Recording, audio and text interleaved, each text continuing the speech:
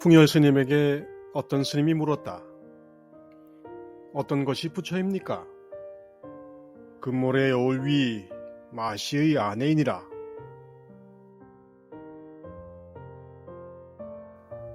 이런 종류의 선문답은 말 그대로 고유명사의 단어 뜻을 몰라서 어렵게 느껴지지만 모르는 말을 뜰 앞의 잣나무나 마른 똥막대기로 바꾸면 다 같은 것으로 들립니다.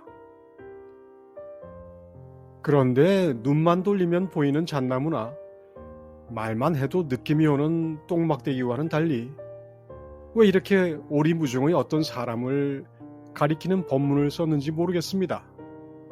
정말 모른다는 느낌이 옵니다. 눈앞에 보이는 것과 전혀 알 수 없는 그 무엇, 바로 불법입니다. 개에게 불성이 있느냐, 불성이 없느냐, 있다는 말이나 없다는 말이나 모두 앞에서 들리지만 알 수 없습니다. 무슨 모습이든 그것을 모습으로 안 보면 곧바로 열애를 본다고 금강경에는 적혀 있지만 형상이 아닌 것을 어떻게 봅니까? 또한 보고도 어찌 형상이 아닌 척 하겠습니까? 그래서 금빛으로 반짝이는 맑고 깨끗하고 시원한 개천이 떠오르고 강변에 오두막을 짓고 살아가는 마시성을 가진 고기잡이 어부가 떠오르며 그의 어여쁜 아내가 떠오릅니다. 그리고 그 반대편에는 80인생을 가죽 푸대에 이겨 넣어 84,000 법문을 하고 열반한 한때 네팔 왕국의 왕자였던 고타마 시타르타가 떠오릅니다. 두 이미지는 전혀 서로 맞지 않습니다. 해설하는 스님은 말합니다. 그래도 아무것도 보지 않고 맹인으로 살아갈 수는 없으니 무엇을 보더라도 그것은 모두 헛된 것이요 진여요 보리요 붓다임을 알아채라는 소리입니다.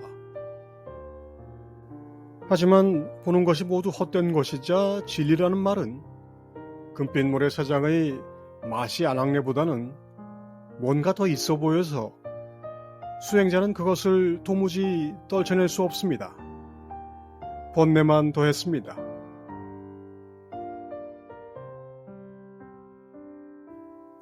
운문 스님에게 어떤 중이 부처가 뭐냐고 물었더니 운문은 마른 똥막대기라고 대답합니다.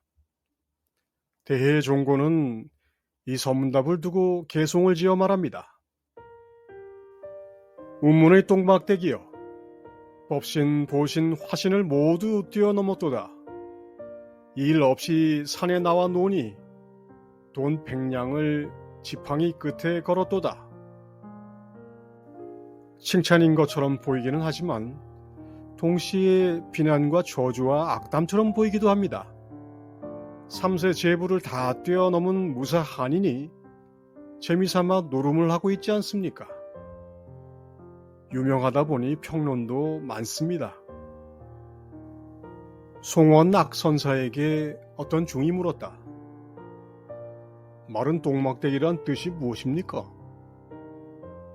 자곳에 우는 곳에 100가지 꽃이 향기롭구나.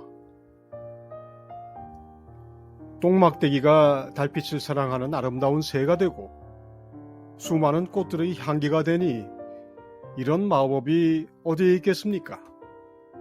금싸라기 강변의 아낙네는 저리 가라고 합니다.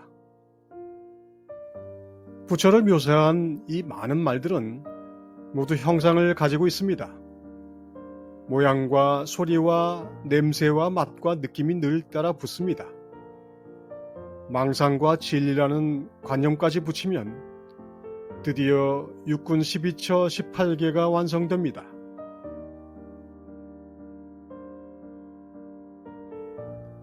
어떤 승이 충국사에게 물었다. 무엇이 이 하나의 마음에 상응하는 것입니까? 기억과 지혜를 모두 잊어야 상응한다. 기억과 지혜를 모두 잊으면 누가 부처를 봅니까? 잊음이 곧 없음이며 없음이 곧 부처다.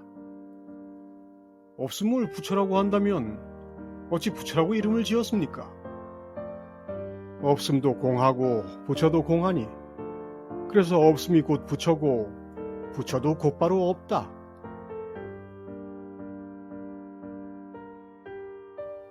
육군 12차 18개는 모두 서로에 잇대어 드러나고 사라집니다.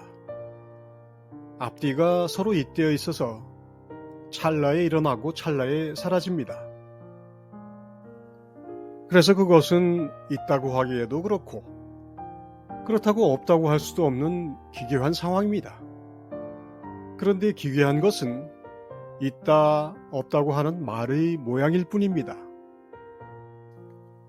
우리가 말만 버리면 아주 쉽게 이해할 수 있는데 또한 말에 의지해 이해해야 하기에 결국 하나의 마음에 상응하는 그것은 국사에게 묻는 승려의 질문에서 멈춰 서고 맙니다. 기억과 지혜를 잊으면 통한다는데 또한 그 기억과 지혜가 싹 사라지면 누가 부처를 보겠습니까? 승려의 질문에 국사는 있다고 하는 것이 곧 없는 것이라고 답합니다. 선은 생각을 그치는 그곳에서 부처를 본다고 합니다. 하지만 생각을 그치는 곳에서는 뭔가 보기는 하는데 그게 부처인지 똥막대기인지 도대체 어떻게 알겠습니까?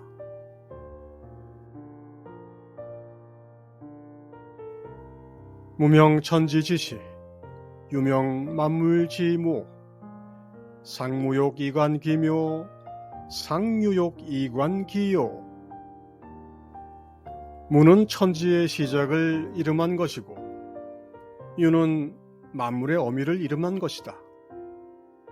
따라서 늘 그러한 무로는 그 묘함을 보고 늘 그러한 유로는 그 경계를 본다.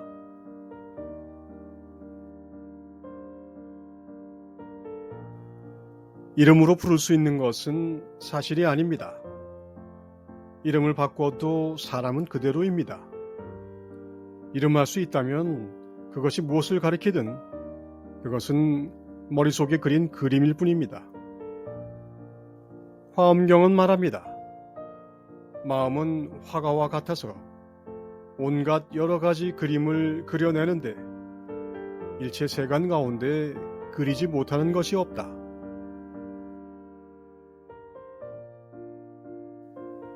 앙산이 삼성에게 물었다. 그대의 이름은 무엇인가? 해적입니다. 해적은 바로 내 이름인데? 제 이름은 해연입니다. 앙산이 껄껄대며 크게 웃었다.